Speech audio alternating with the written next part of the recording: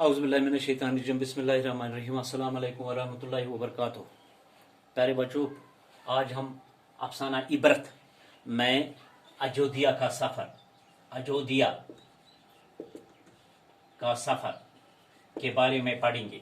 पहले हिस्से में मैंने आपको जो इस इबरत के मरकजी किरदार है, मास्टर जी है, दारोगा जी है या सयाह नवीस है, उनके बारे में मैंने आपको पढ़ाया है, उनका तारुफ मैंने आपको कराया है। तो आज हम ये जो अयोध्या का सफ़र है, अयोध्या हिंदू की एक मुक़द्दस जगह है, अयोध्या के सफ़र की ठान ली है उन्होंने। ये तो बरसात का मौसम था, तो जब मुंशी जी और ठाकुर साहब ने अयोध्या की यात्रा की ठान ली है, अयोध्या की यात्रा जाने के लिए अपना मन बनाया, प्रोग्राम बनाया और पंडित जी मास्टर जी को भी आने के लिए कहा, क्योंकि मास्टर जी उनका पड़ोसी है और दूसरा ये कि उनके बच्चों को पढ़ाता भी है, तो लिहाजा उनसे भी चलने को कहा। लेकिन मास्टर जी ने जाने से इनकार किया, क्योंकि लेकिन जब उन्होंने उसे सारा खर्चा अपने जिम्मा लेने को कहा, वो खुद उनका खर्चा भी उठाने को तैयार थे, तो मुंशी जी ने कहा चलो ये सोने पे सुहागा है, मैं भी उनके साथ चले जाऊंगा। तो जब वो अपने वतन बिलोर से सारी शाम स्टेशन पर आकर रुकते हैं, क्योंकि मेले का माहौल है, जब मुक़द्दस जगह के लिए जब जाना है तो बस में या रेल में तो भीड़ होती है, तो मेले के सबब स्टेशन पर बहुत भीड़ होती है। इसलिए जब गाड़ी आती है तो लोग धकम धका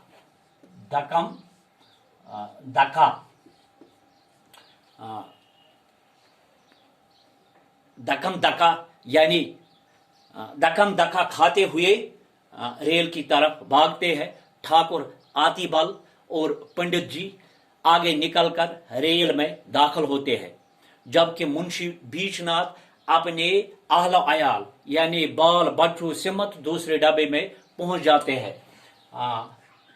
आफत का समय है, तो इसमें ठाकुर जिस डब्बे में दाखिल होते हैं, ठीक है, तो वहां पहले से ही 4 आदमी मौजूद होते हैं। ठाकुर ने जब उन्हें करखत के लहजे में उठने को कहा, जगह छोड़ने को कहते हैं, उनमें से एक लेटा हुआ शख्स जगह छोड़ने के बजाय ठाकुर से बदतमीजी से पेश आता है और लड़ाई के लिए राह हमवार करता है।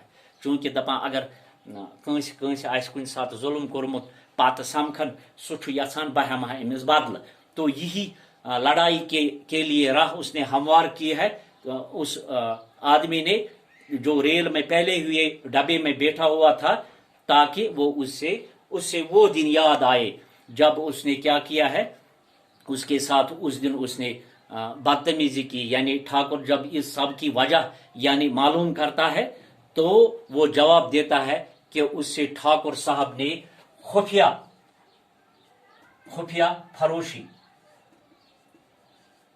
फरोशी के इल्जाम में यानी बरी करने के लिए रुश्वत 50 रुपये बतौर लिए थे। दूसरा भी वहां, चूंकि वहां 4 आदमी थे, वो भी लेटा हुआ था और वो भी इसी इंतजार में है कि मैं बदला ले लूंगा दारोगा जी से। ठाकुर ने कुछ सख्ती उनके साथ की, उसने भी शरारत की, लेकिन पंडित जी ने समझा बुझाकर नरमी बरतने को कहा। ठाकुर ने हालात को देखकर दूसरे स्टेशन पर उतरने को ही गनीमत समझा। क्या अमिस अत अजाब गो, बेइज्जती गए, तो लिहाजा तम युस कि बह वस बेकिस स्टेशनस पे बोन।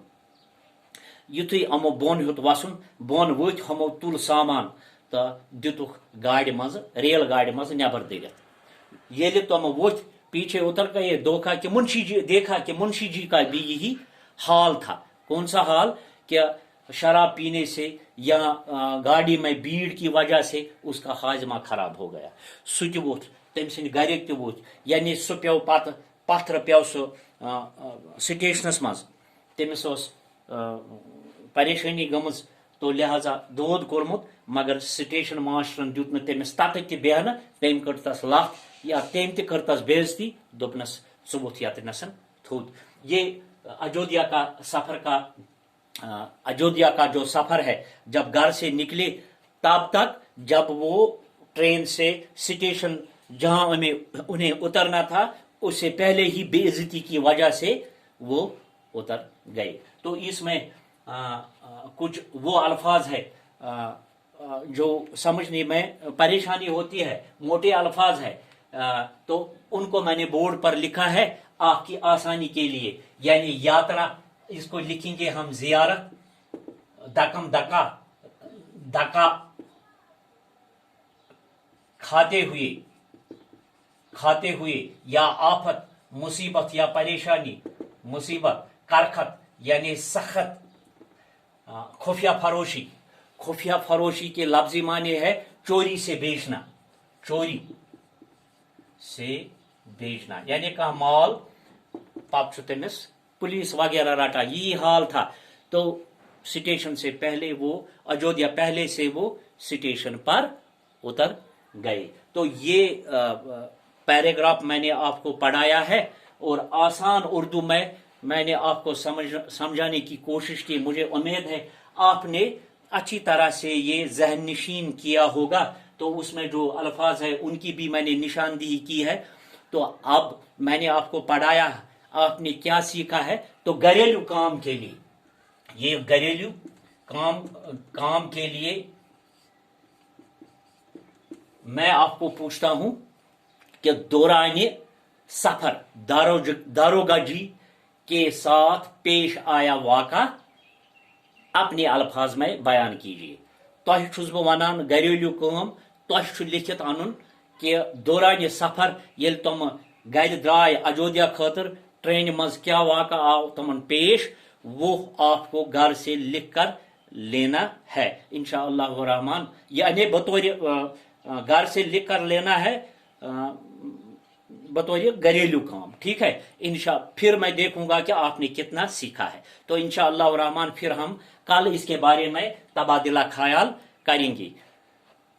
मुझे उम्मीद है आपने ये जो अयोध्या का सफर आपने अच्छी तरह ये समझा होगा। इंशाअल्लाह रहमान अगर जिंदा रहे कल और एक मौजू लेकर आपके सामने हाजिर हो जाऊंगा।